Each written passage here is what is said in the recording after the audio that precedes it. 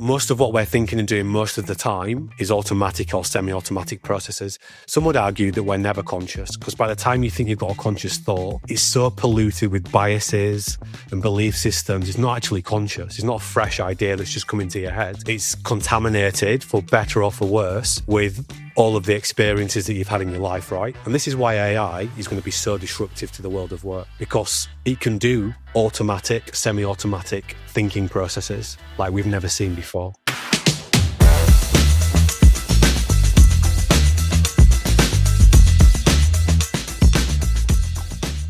Hello, today I'm talking and learning from Dr. Jon Finn. He is the founder of a consultancy called Tougher Minds, and we dig into his work in business and his work in performance sport and his work in education.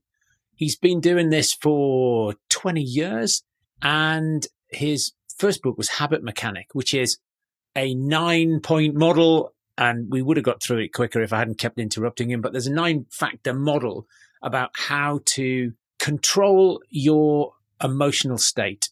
And so this really started for him when he was working with young junior elite athletes who at one level are poised to become the next rock star in the Premier League, and the next are out of it and not playing sport at all. And the mindset. So how do you equip these teenagers with the skill to continue to have a professional career? And then he's applied that in schools, and we go on to talk about how the amazing work he's done with coaching kids over a 6-week period to change their GCSE results between mock and real exams. Just absolutely fascinating. And in December, he realized that his energy state model, it is really applicable to AI and how humans interact with AI. And the medium state work is all being replaced. And many people find it impossible to access a higher state.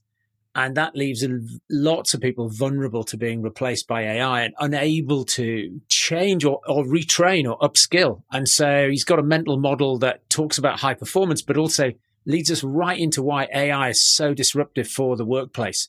Just fascinating. As Matt, our producer, said to me as we wrapped up, we could have done 3 hours on this, but here we are. I'm sure we'll get him back on to do more and go deeper, particularly because the speed with which AI is evolving. I can see in 6 months' time, we'll have completely new things to talk about. So an absolutely fascinating conversation with Dr. Jon Finn. Enjoy. Hey, well, thank you for having me. My name's Dr. Jon Finn. I'm the founder of Tougher Minds. I've worked in the fields of resilience, performance psychology, and leadership for over 25 years. I've got 3 degrees in these areas, including a PhD. And I started my career working in elite sport. So I was one of those on that first wave of sports scientists that was going into Premier League football teams, rugby teams, cricket teams, who were bringing in this new science of performance. And what I found really interesting when I was working in those teams was how there were lots of young, talented players that we may have acquired from other teams for significant amounts of money. But often a few years later, some of those players weren't worth anything. No one would even pay them a full-time wage to play professional sport anymore.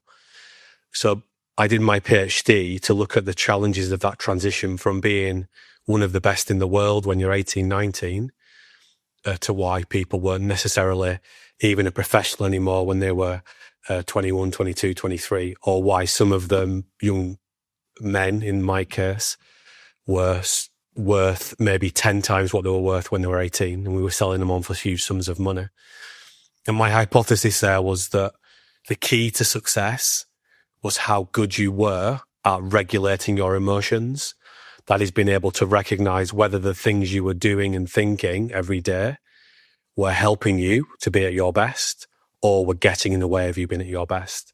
And if you recognize that they were unhelpful, you were able to regulate and do something different. I'd just love to, I wasn't even thinking we would talk about something like this, but it's fascinating because I suppose if you look at something like you watch Drive to Survive on Netflix?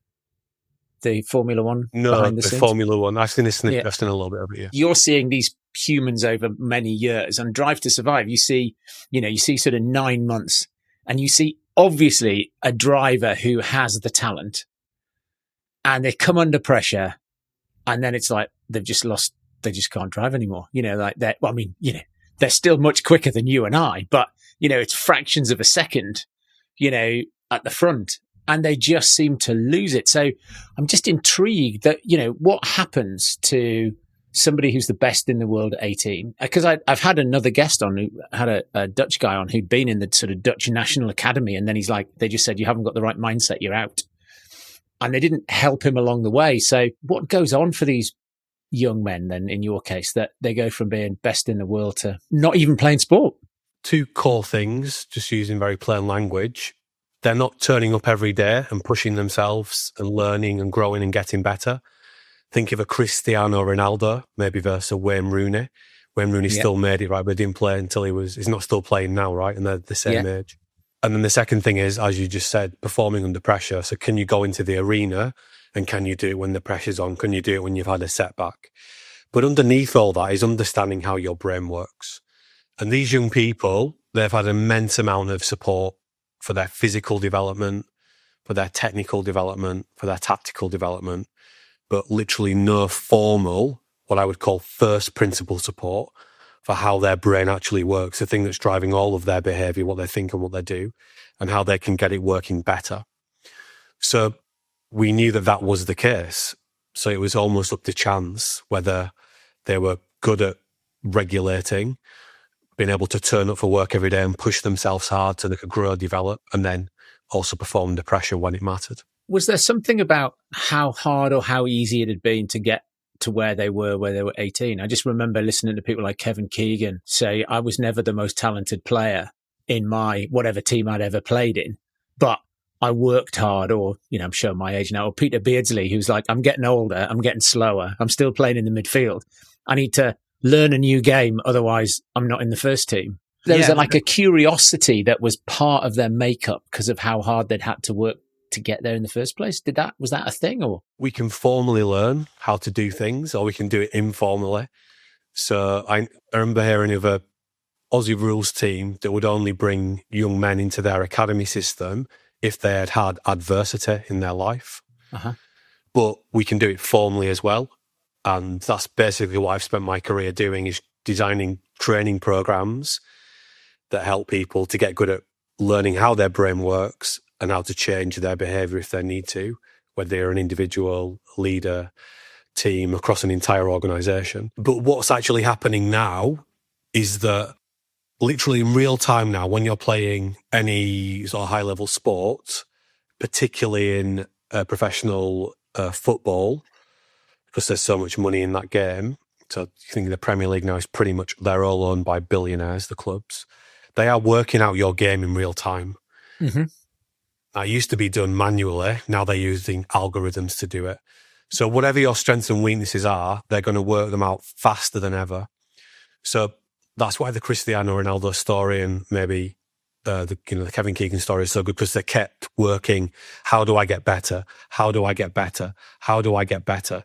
Now, of course, we've been brought up on the myth that we're only as good as our genetics, and that actually when we stop physically growing, our brain stops changing in any meaningful way. We got this technology about 25 years ago called functional MRI scanners that just completely debunked that myth. And it shows that what we practice is more informative for what we get good at than our genes are. So, nature versus nurture is dead for anyone who knows anything about this. It's about nature plus nurture. And in fact, the nurture, the practice piece is much stronger than we ever thought.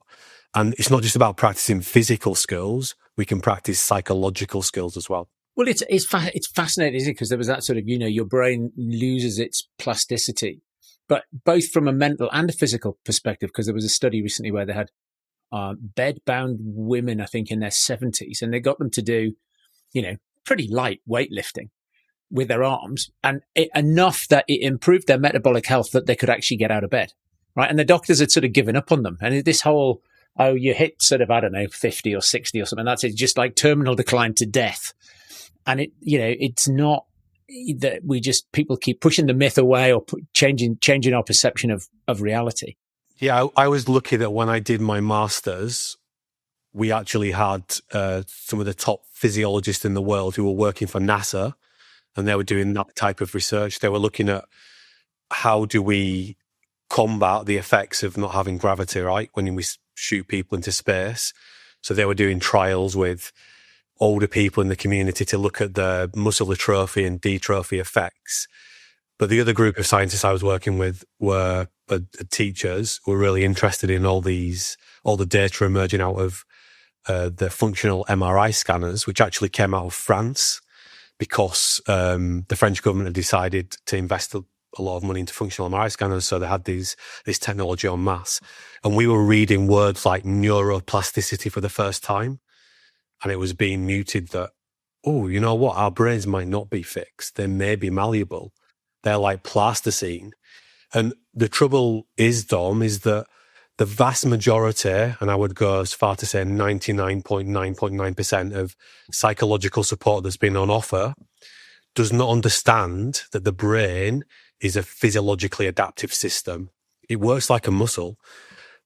It gets good at what you practice. So if you practice thinking in a certain way, that's what you get good at. And that's why going for a CBT intervention is never going to change your behavior, because it's not designed to. It's designed to give you some knowledge about what you might be able to do differently. If we want to help people to change, we got to help them to practice differently. And stress. It's that hormesis. You got to do something. Otherwise, you got to have some sort of stress. Otherwise, the organism or the body or the cells don't adapt. So you got to practice different things. And also you're going to be crap at it. I mean, if it's skill based or, you're going to be crap at it at the beginning as well. People don't like being crap at things, so they just give up. No one is born being able to read or write. No one's born being able to do addition and multiplication and long division. They learn it. Everything we get good at, when we're born, there's very compelling data showing that babies don't know how to smile. They learn how to smile via mirror neurons in their brain by looking at other people. And so we are learning all the time. This is why the psychology is so far behind as an academic discipline, because the brain is the last thing we've actually been able to see in real time. And it turns out it's the most complex thing in the known universe. And this is why AI is so interesting, because it's the first time we've had technology that's modeled on how brains actually work via neural networks. So it's learning all the time, AI. And it can learn. So this is my first book, The Habit Mechanic. That took me over 20 years to write. I can train an LLM on that in minutes. Well, so 2 questions. Why have you got 3 degrees? Are they all in the same thing? When you say I've got 3 degrees in it, it's like, blimey, did you pick the wrong one? Or is it like... No, it's the natural progression. So I did my undergraduate in sports science, right? Physiology, psychology, nutrition, motor control, so learning how we learn. Then I really like the psych piece, so I did my master's in sports psychology. Right. And then I went to work. I actually went for a technology company called Prozone. Oh yeah. The guy who have the thing that measures how people are running around on the field. Yeah. So before we had GPS, we used to use trigonometry to work out how far people were running and how many passes they made, how many tackles they made, etc. So it was a software package. And my job was to help coaches to understand how to use that and interpret the data. But because I had this psychology background as well, I had this, I suppose, a unique set of skills. So I got employed by Brian Laws, who played for Brian Clough at Nottingham Forest. Yeah. And then that was my journey into professional sport. But yeah, Arsene Wenger was a huge advocate of Prozone. Clive Woodward was a pioneer in how it was being used. I got to work on the backroom staff of these teams and sort of see this recruitment piece, the development piece, see some kids doing really well, some others not doing so well. And that got me really interested in what's going on there. And at the same time, I was working a lot in professional golf. I created this system called the pre-shot system for the Professional Golfers Association that made it easier for golf coaches to teach the psychology of golf in their lesson. So it was these big squares you put on the floor where you could map out what you were going to think before, during, and after you hit the golf ball. So again, practicing properly. Not just golf range golf is almost a different sport to normal to golf course golf, because people just stand there with a bucket of balls, they drag a ball to their feet, they hit the ball, right? When they're on the golf course and they hit a bad shot, they're like, oh no, I'm rubbish, I'm useless. So you've got to practice that element of the game as well if you want to have high quality, what we call deliberate practice. So my job is to help people to not just practice the physical, but practice the psychological side of things as well. And what I learned after I did a PhD on that transition. That was my third degree, which was in sort of performance psychology, developmental psychology, sports psychology. What I learned was that we weren't very good at helping young people to practice how they were thinking and practice being good under pressure, or practice the things they needed to practice to make it easier for them to turn up every day and want to be at their best. I'll come back to the other question in a second, but I was listening to one of your podcasts, and it was about the truth about ADHD. And actually, that's the point that you made, is you gave the stat that some hospital in London had an 11,000 people waiting list to get an ADHD diagnosis. And you're like, but what will you do with the diagnosis? Like, you know, if you think you have ADHD or you have any of the symptoms of ADHD, you can do something today. You don't have to wait 2 years for a diagnosis. Like, you can start to control your behavior and be aware of how this manifests itself for you. Take control. Don't just be a victim. Yeah, I mean, it is bad, isn't it? People have been exploited. I see ADHD tests popping up. Many academics would argue ADHD is not even a thing. It's multiple things. Yeah. So it's not one thing. So what happens in psychiatry is that the psychiatrists, who are medical doctors who've decided to go down the pathway of doing more of a therapeutic approach, but they're licensed to prescribe medicine. So what they're looking for is a set of conditions. They're looking at analysing someone's behaviour, and then they go into their book. It's called the DCM something, produced by pharmaceutical companies, and they go down the list and say, right, that means we're going to prescribe you this drug. Most people don't know that. So pharmaceutical companies are looking for more people to want to be diagnosed with these conditions.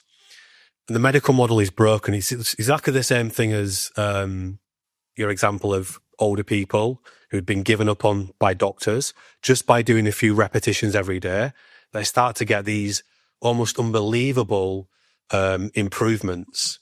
So what we know is, I would say that most people, if they took an ADHD diagnosis as we see them, would have some form of, they would be somewhere on that spectrum. Yeah. Because what we've been doing over the last 10, 15 years is practicing being unfocused. Because we've got this screen and this screen and this screen, and we're practicing all the time switching attention. So the muscles in our brain that we use to focus have been weakened, or they've been trained to do something else. There's so many more distractions. It's just like, you've got to be deliberate about not being interrupted. So we get good at what we practice. It's just that it's because we are so, our brain's number one operating rule is to save energy.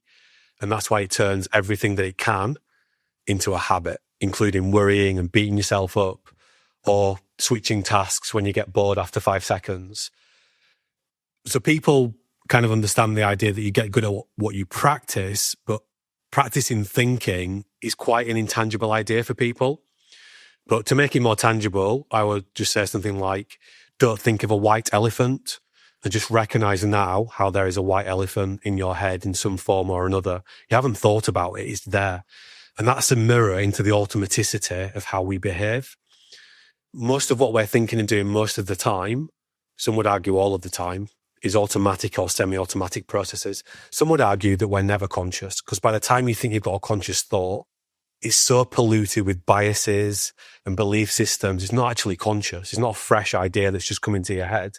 It's contaminated, for better or for worse, with all of the experiences that you've had in your life, right?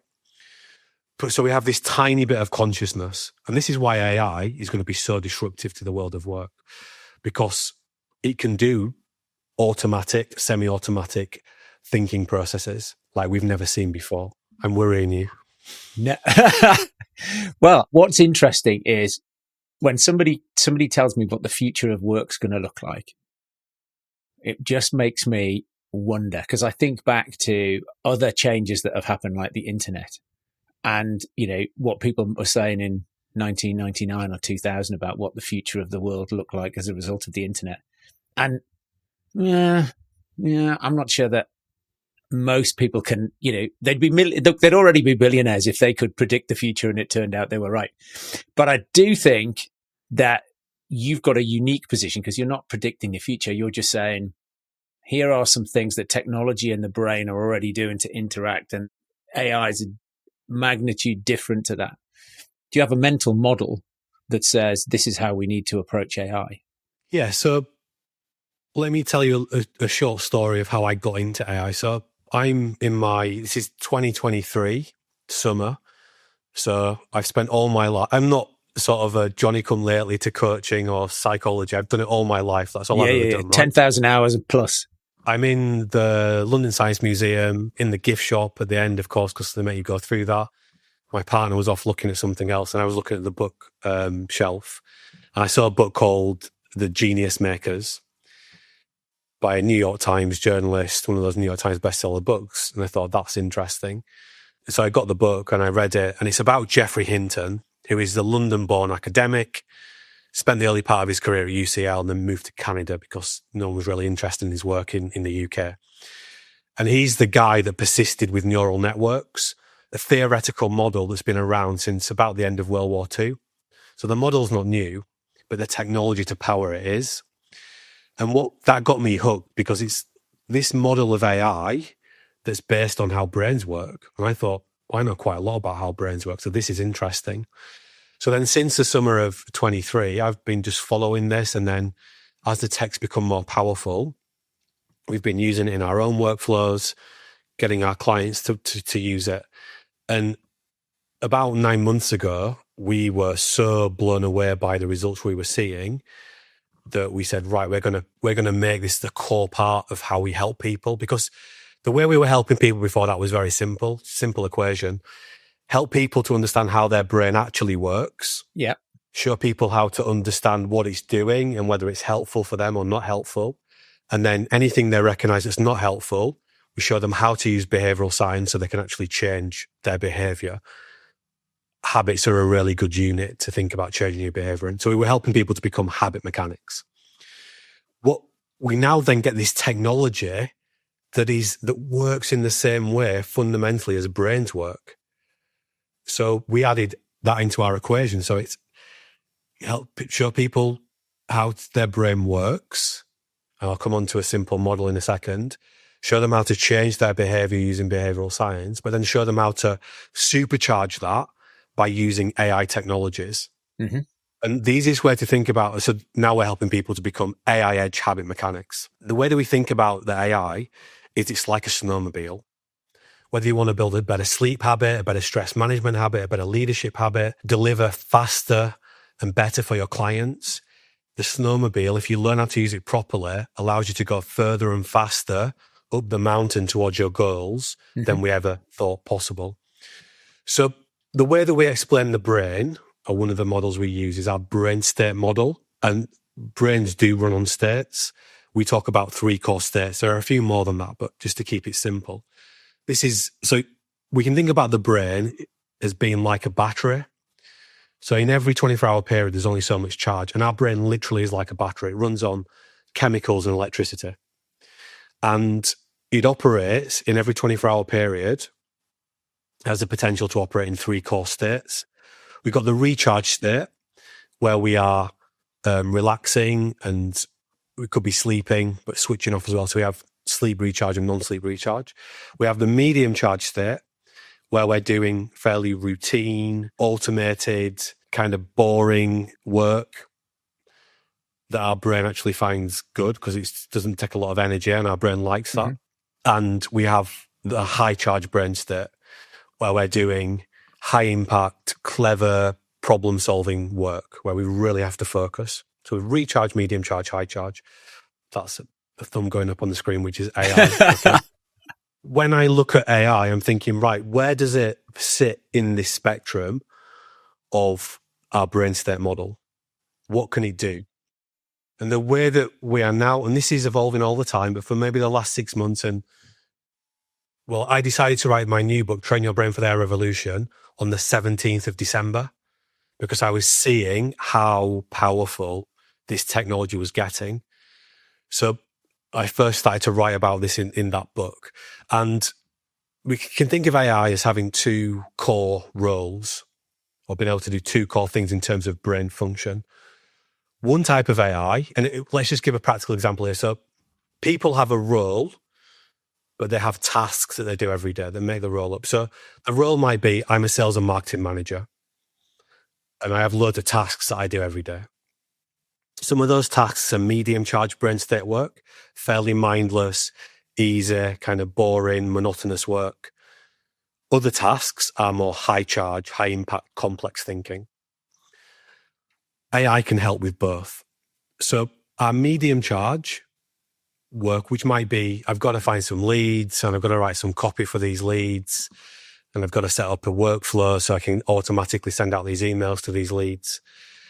Medium charge brain state work can now be fully automated with agentic AI. And what we're going to start to see in the coming weeks and months are businesses unveiling agents that they've invested millions of pounds into. They are basically autonomous digital workers. They can't replace the sales and marketing manager, but they can pretty much do all of the medium charge work that they have been currently being paid to do. For the high charge work, what the sales and marketing manager can do. So let's say that they've got a new product, they need to create a strategic go-to-market plan. Previously, they've had to really focus and think about that.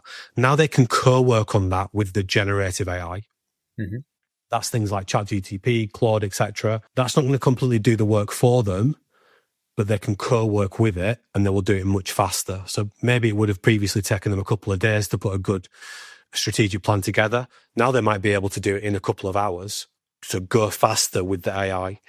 So the AI is not going to replace the sales and marketing manager completely, but it can replace lots of the tasks that they currently do. The medium charge tasks, you can fully automate them. And it can help them to go much faster with the high charge, high impact thinking. The last episode of the podcast, I don't know which order we'll be releasing them, so that might not actually be true. But the one that we put out most recently, when we're recording this conversation, was around AI, and it was recorded at the CEO Summit that we ran. And Rob Elkin was one of the speakers, and he came on stage and developed some software live on stage. Right, he spoke to his computer, and Replit created an app live on stage. Right, and it's just that. 3 months ago you couldn't do that. Like, Lovable is the fastest growing piece of software in the world ever, and it's not American. And the speed with which people can do that high impact stuff now is just incredible. And as you say, some of the agentic stuff, I was watching something the other day, which is you can, connect Claude to your desktop applications using an MCP server. And so I can go onto Claude and I can say, write me a LinkedIn post and post it on LinkedIn. And from within Claude, it can go and post it on LinkedIn. Just, you couldn't do that 3 months ago. It feels to me like things have moved in the last 3 months. Things have moved faster than they did in the previous, the pace of change is just getting faster, I think. And as humans, we find exponential curves really, really hard to spot. But I think we are on that. It is changing so fast. Yeah, I think just the last few weeks, we've seen huge acceleration. We had the government in London Tech Week came out saying the AI sector in the UK is growing 30 times faster than the rest of the economy. Right now, the AI sector in the UK is valued about 72 billion. This is government projections. They are projecting that in 10 years' time, by 2035, the AI sector will be valued in excess of 800 billion. 800 billion. That's about a quarter of UK GDP. We've seen Amazon come out and say, yeah, we will be replacing people with AI. We've had numerous companies lay off people and say, yeah, we've replaced them with AI.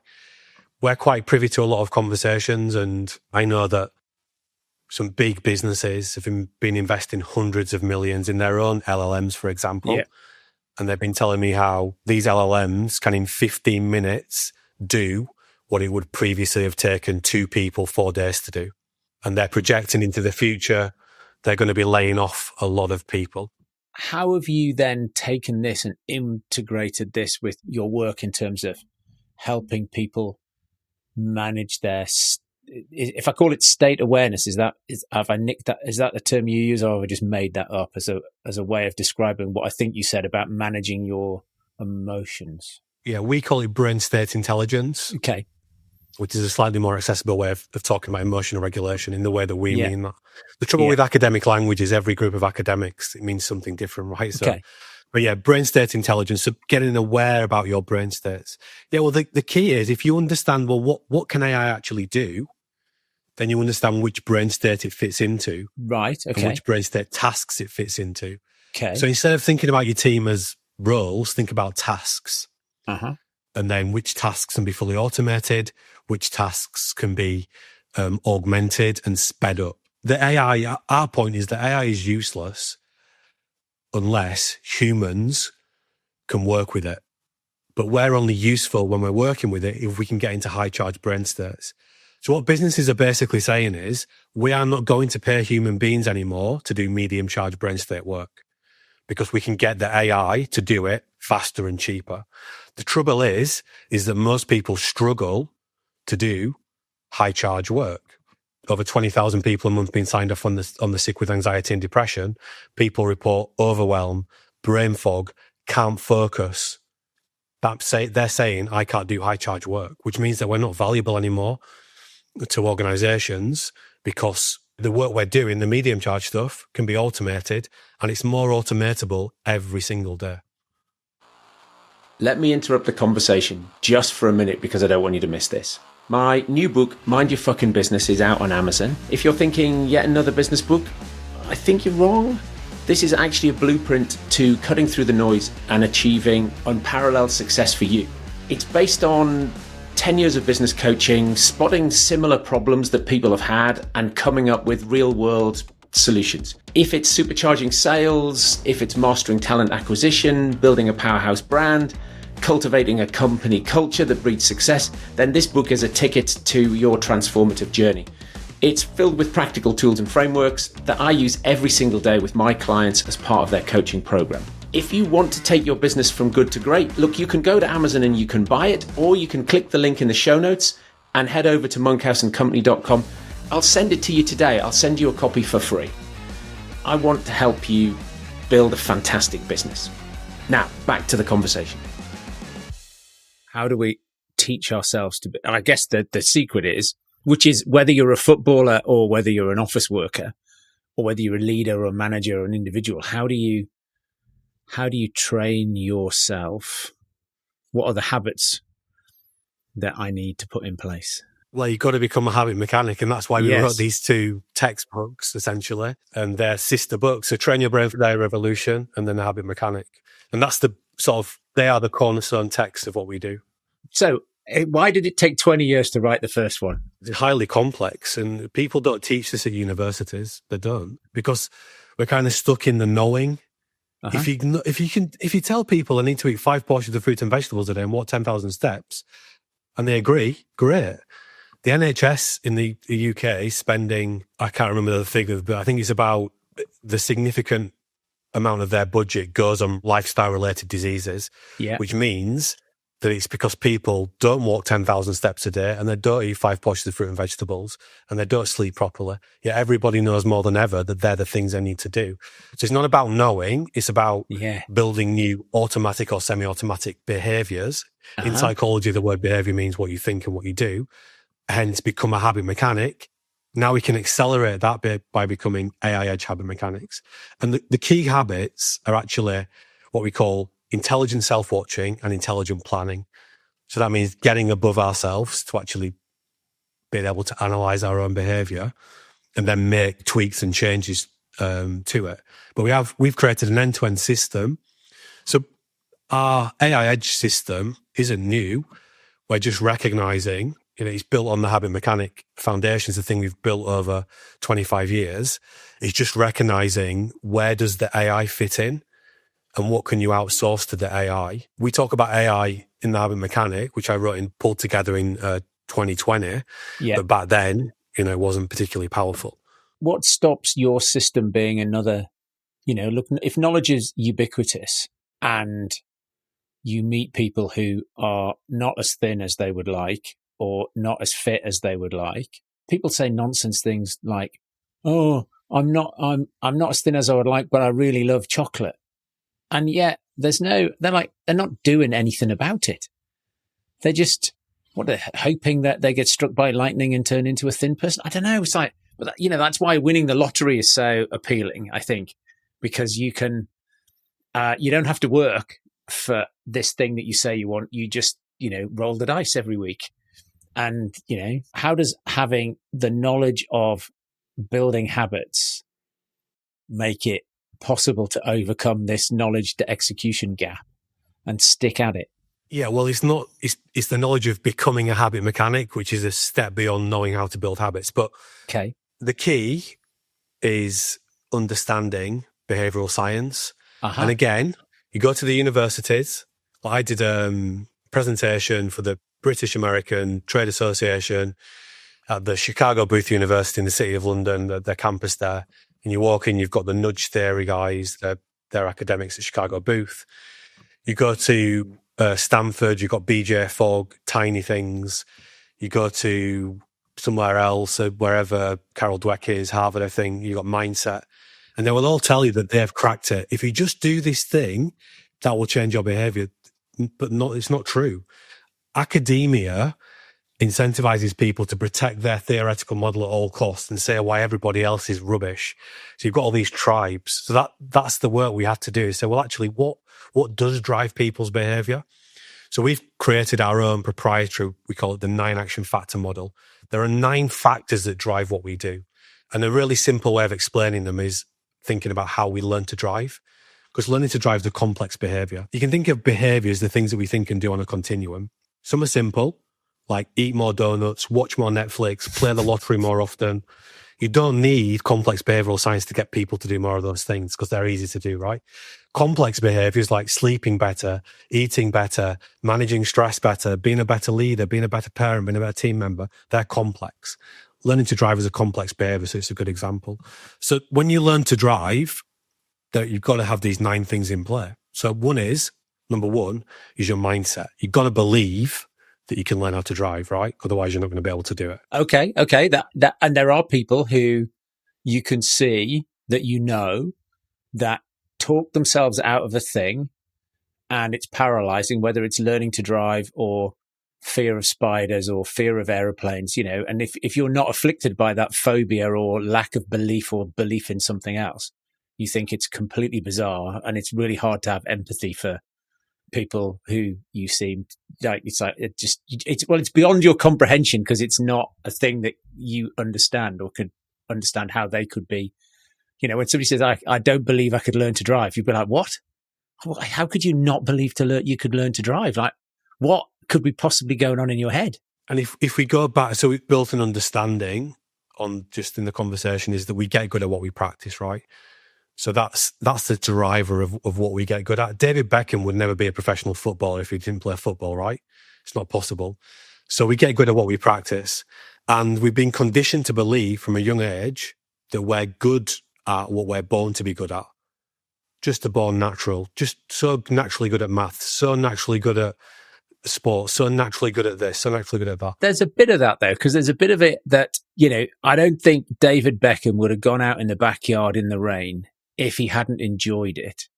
But then reading Andre Agassi's autobiography, you realize that he never enjoyed playing tennis, but he was made to play tennis because his father, I think, could see that he had the potential and it could earn money for the family. And then, of course, that ends up being his job, right? And he ends up being amazingly successful. So you can force yourself to do something that you don't enjoy. If you do have a natural propensity for maths, or if you're dyslexic and you don't have a natural propensity for spelling or reading, I can see how, So now you're moving on to a different factor. Okay, right. We've got to stay focused on. So yeah, go on. Well, there's a few things there. One is I'd say Andre Agassi's retrospective account of his life probably isn't what he felt in every single moment of it. We get broadly conditioned to believe that we're either good at something or we're not. We know that's not true. It's a combination of nature plus nurture, and the nurture part of the practice is playing a bigger role. And this is the problem now in education. Carol Dweck's work really broke through in education. We've got to create growth mindset. But now they're telling all the kids they've got ADHD, and therefore they'll never be able to do that.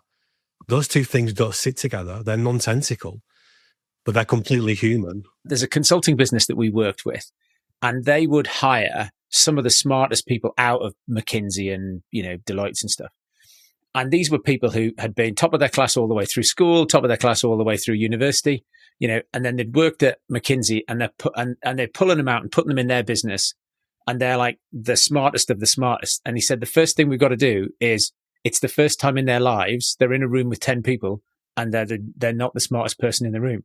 And it's like the psychological shock of that was horrific. And so the first few weeks of onboarding are about helping people understand that they thought they were amazing at something.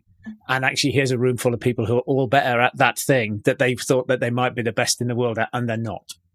And that was really psychologically challenging for the people that they hired. And so they'd had to put mechanisms in place to help support them. So that's the third element of the model. So this is why it took 20 plus years to put this together. Right? But it's highly complex. Yeah. So you've got to believe, let me just whiz through them. Yeah, go on then. Yeah, go on. I'll stop talking.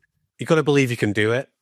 You've got to break it down into tiny steps, which you do. In your first driving lesson, typically don't drive anyway, just learn where things are in the car. When we're trying to lose weight, if you can't do it after a week, you give up. I'll never be able to do it. When you're trying to learn how to focus properly, I'll never be able to do it if I can't do it after a few days. So tiny factor is another one. Then we've got motivation. And sorry, just go back to the tiny factor. We accept that it's going to take 3 months, 6 months, lots of lessons to learn how to drive. Motivation. People who've learned how to drive did it for a reason. There's a bigger reason. I had to get the kids to school. I had to get to work. I wanted to be the first person in my peer group to do it. Next one, you may have all the motivation, but you need knowledge and skills. That's why you have driving lessons. Again, learning how to manage stress better or build a better sleep habit or becoming a better leader doesn't happen magically. It's not as easy as picking up a donut and putting it in your mouth or turning on the Netflix. So we have to have knowledge and skills, so we have driving lessons. Connected to that is, it's really helpful if we have people around us who have those same knowledge and skills beyond our driving instructor, like our parents. If our parents knew how to drive, they could take us for a free driving lesson. That's really helpful in the supermarket car park before they were open on Sundays. Next one is social influence. So if your father doesn't believe in the speed limit, my father was one of those. I once had to go to county court with him because he was going to get banned. He had to drive a lot. I was going to have to drive him back. Anyway, different story. We have to be surrounded by people who are modeling the right behaviors so that we've got good role models. People get that. The next one is reward and penalty systems. So when you're learning to drive, if you drive well, you get your license. If you continue to drive well, you keep your license, your car insurance goes down.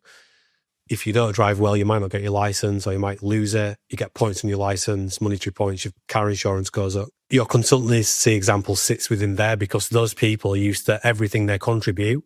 Well done, you're great, you're fantastic. All of a sudden, when they're not getting that, they get a penalty system piece going on. So they withdraw and they question themselves, right? We have triggers. So when we're driving, governments have worked out it's largely autonomous like everything else.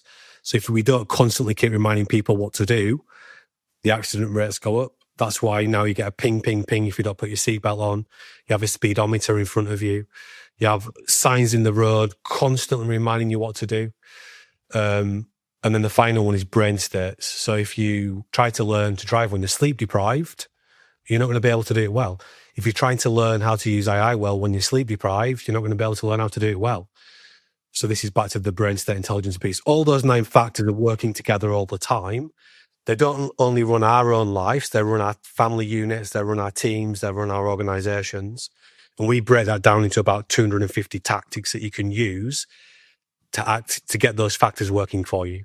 Just give me a concrete example, just to take it back to something which is physical rather than so take it back to your elite sportsmen at 18. What proportion of them were failing to still be in the professional game before you built the program? And what proportion of the ones who were falling out of the program are you able to save, do you reckon?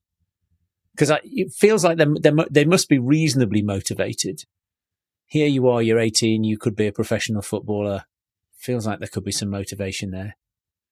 So motivation is one of 9 factors. Yeah. But as opposed to, I meet people who are overweight who seem to have no motivation to weigh less. Do you see what I mean? I do, but it's not about the motivation. This is oversimplistic to say that, and that's why it's about the 9 factors. Right. So one factor is not. There are 8 other things working. Yes. So motivation can be low, and we could still get people going in the right direction Okay. if we get the other 8 factors aligned. But let me give you some even more concrete examples. So after elite sport, I went to work in education. I went to work for the Haberdashers, who are a City of London livery company, and they now invest a lot of their money into education. So I got given a blank piece of paper, bring what you know from sports psychology into the school across the piece, not just for sport. So I was the performance psychology fellow. That was in the build-up to the London Olympics 2012 Games.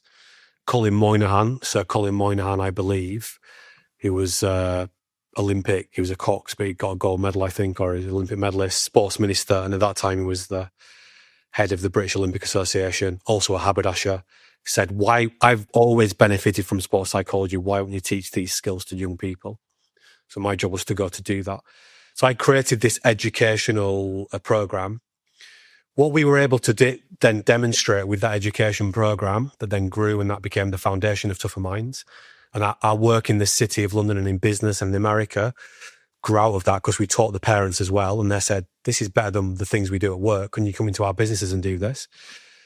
But so you can take, in the educational context, you can take a group of, let's say, GCSE students in their mock exams and then their real examination data. So you have some quite robust sets of data there. So you've got a baseline data when they're doing their mock exams, either before Christmas or after Christmas. And then we would take some kids, put them into our intervention and teach them to become habit mechanics. We won't teach them anything about their subjects. We just teach them how to build better habits so they could learn more efficiently and effectively. Every child, on average, makes progress between their mock exams and their real GCSEs. So on average, every kid's grades are better. The kids in our intervention, so a 6-week intervention, improved by an extra half a grade on average per subject. That is unheard of. Yeah. Some of those kids were jumping from, let's say, a D to an A in subjects because they were equipped with the skills when they were sitting down and either in class studying or doing their private study to actually focus properly and actually learn properly. And then the things that they did in between their bouts of learning also improved their learning, because a lot of the learning we do is when we're sleeping, for example. It's fascinating because my younger 2 are 11 and 9. And, so we've obviously, there's parents at the school who have older kids who are doing GCSEs, or I've got colleagues whose kids are doing GCSEs. And everybody says the schools never teach the kids how to revise. Like they teach them the subject, but that whole 6-week intervention is completely missing from any curriculum, and the parents are like, I'm trying, obviously the parents are saying, I'm trying to tell him what he should be doing differently. And I'm, being, given feedback on my parental intervention. I wish the schools would teach them how to revise. It's fascinating. If we propel that now into the AI world of work, the biggest bottleneck, so if you look at all the data that's coming out, most businesses are not currently getting a return on investment from their AI investments.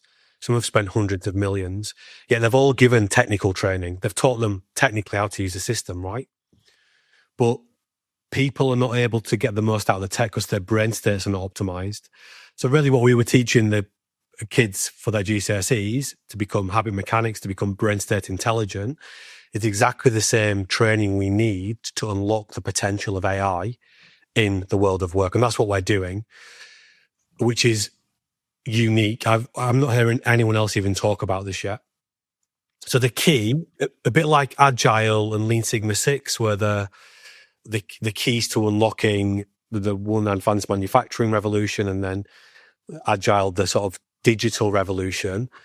the key to unlocking, we believe, the AI revolution is brain state intelligence, because we now have technology that can do what our brain can do for the first time ever. So we have to get really intelligent about what our brains can do. And I think, I'm sure you won't be shy in telling me if I've got this right or wrong, but there's a number of people had said to me that large enterprises who had acquired the technology, like an AI assistant for all of their employees. And then, 98% of the employees were doing nothing with the AI. Because to train the AI, they said actually the managers can do something because they're used to thinking, how do I take this into a set of tasks and teach somebody something, because I've got a new employee.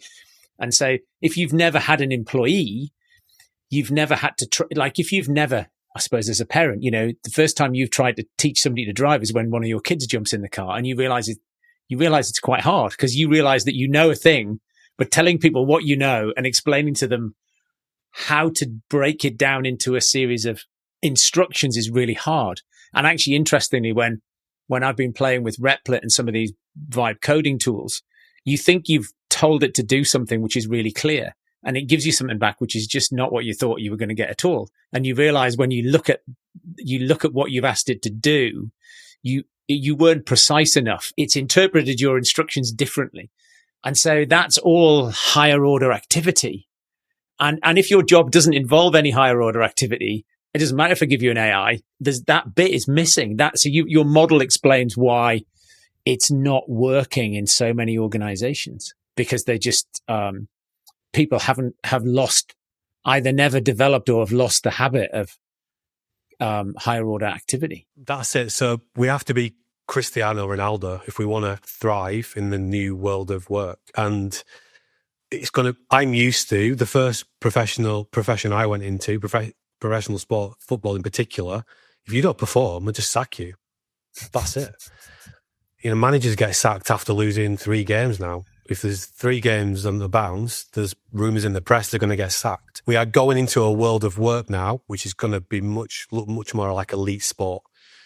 If you can get into those high charge brain states consistently, you are going to get older. I mean, Mark Zuckerberg is paying $100 million sign-on fees to an elite team of developers, which doesn't quite sync with the point I'm making, but just to show the money that's going to be available if you can win in this space. The tech you're talking about to build agentic AI, people are saying that technology will create the first ever unicorn business from a solopreneur. And those technologies you're talking about also, they've been around for maybe 18 months and they're valued about 10 billion. We haven't seen that before. Everything is going faster. The other meta trend is that this technology would historically have been enterprise level technology, and it would have been £1,000 per user per month. And it's $20. It's free. And so 40 years in total, maybe 20 years in really to move everything to SaaS.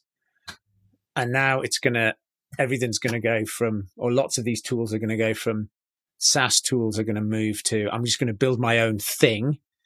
And there's going to be another massive disruption and change in terms of the tech layer in businesses. Yeah. So we move into service as a software. So the service will be delivered by the software.